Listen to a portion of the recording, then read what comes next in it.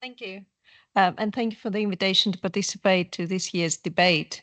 So let me start by saying that for the purposes of this debate, I will argue that the law does not need to change to accommodate an extended definition of parenthood by offering one simple argument for the against side, that our current laws on legal parenthood are entirely fit for purpose, and any further benefit our system might derive from extending the scope of legal parenthood can already be dealt with by English law rules on parental responsibility. And I will start actually agreeing with Natalie about the importance of legal parenthood. So let me elaborate on my argument. Indeed, the concept of legal parenthood is central to ideas of belonging and identity. And I will quote Sir James Monby, who put it as follows: the question of who in law is or are the parents of a child is a question of the most fundamental gravity and importance. What, after all, to any child, to any parent, never mind future generations, and indeed society at large, can be more important emotionally, psychologically, socially, and legally than the answer to the question, who is my parent? Is this my child? There is no question that the issue at debate today is of fundamental importance, both in psychological and in practical terms. And extending or restricting legal parenthood is a choice that affects families quite profoundly. And precisely because it is of such importance, I argue that we need to tread carefully on extending it. I do not think anyone in this room would argue against restricting legal parenthood unduly, sorry, in favor of restricting legal parenthood unduly. My point, rather, is that we already have a system in place that does the job perfectly well, so that the answer to today's question is now the time to widen the scope of legal parentage seems out of place. Indeed, we have come a long way from heteronormative, restrictive ideas of legal parenthood. If the arguments of the speakers in favor of the motion focus on concerns for families created through assisted reproduction, then in my view, these concerns are already accommodated for in our current laws. For families born through IVF or sperm, egg, or embryo donation, we do have, and especially for same sex couples, English law does offer a robust legal framework within the Human Fertilization Embryology Acts 1990 and 2008.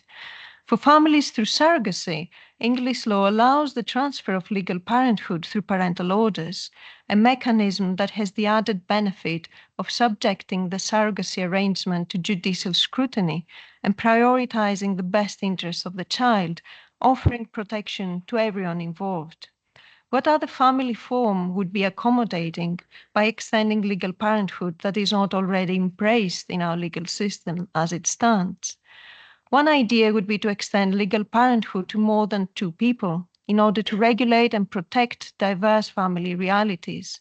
And it is here where I argue that extending legal parenthood would be unnecessary for this purpose, and indeed any benefit our system might derive from extending the scope of legal parentage to more than two legal parents is already provided through English law rules on parental responsibility.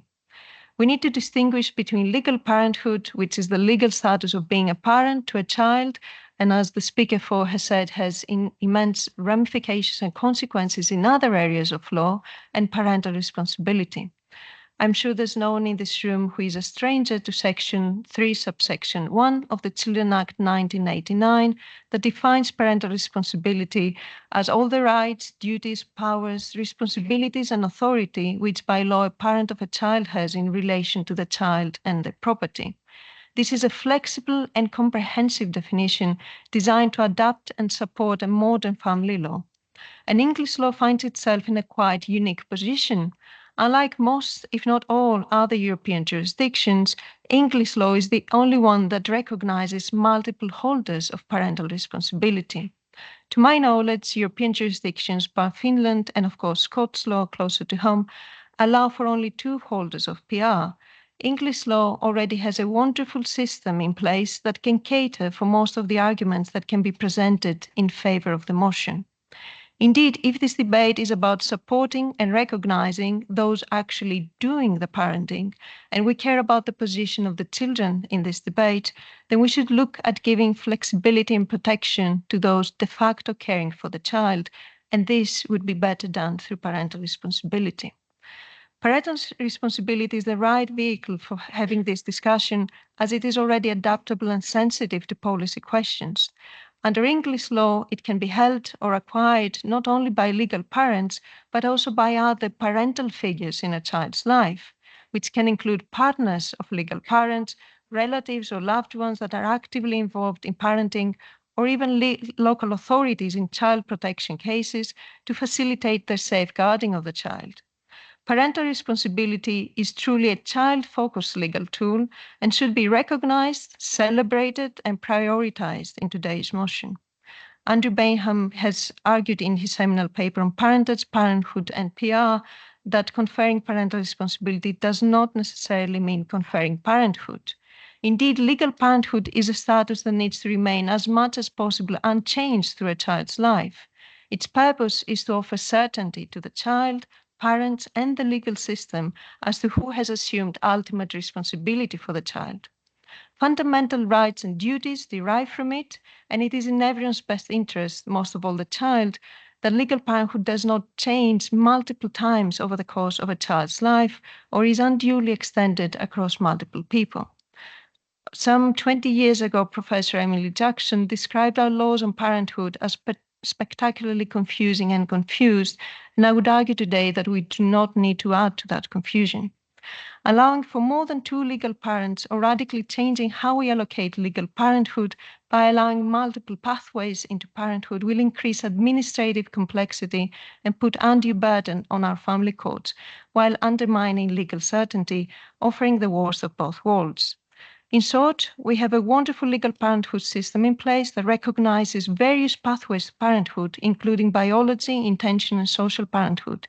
The time is most certainly not right to extend legal parenthood further. We should instead look into parental responsibility and who is actually doing the parenting to accommodate further family diversity. I hope I have provided a persuasive case against the motion as it stands and entirely convince you, and true to the spirit of the debate, I shall not reveal whether these are my personal opinions. Thank you. Thank you very much, Dr. Lima. And now, Dr. Sophie Zade, over to you to speak for the motion.